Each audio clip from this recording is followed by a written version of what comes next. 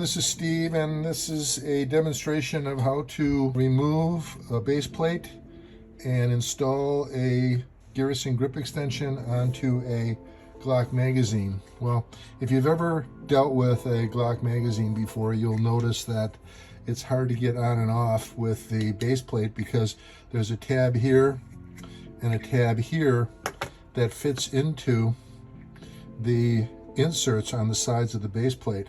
And when you have this in place like that, it's almost impossible to get off without a very strong hands, which I don't have.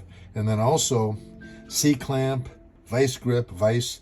These are the things you'd have to use to get this particular base plate off the bottom. Now, if you use the MagCamWizard, it makes it very easy because there's a positive pressure that's being put on each side of the magazine with these cams as you push them down, and then all you have to do is slide off the base plate and slide on your magazine. So that makes it very easy. Now, I just want to point out that that was without a spring on the inside. This has a spring in it. So what do you have to do to make this work? Well, you have to make sure that this particular item here, number 33, which is the magazine insert, which is at the base of the spring, is in fact displaced to the side of the spring. Otherwise, it's going to keep you from pushing in the sides. And I'm just going to make sure it's pushed to the side by going like this. All right. And then I'm going to put this into the MagCamWizard, push in on the sides with the cams, and then slide off the base plate.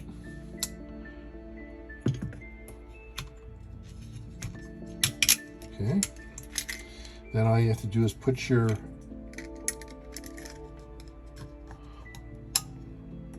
magazine insert back on and push down on one side of the MagCamWizard and then push on your grip extension like so. Now you have a really great grip for your 26, 27, 33, or 39. A nice healthy grip there. And you're done.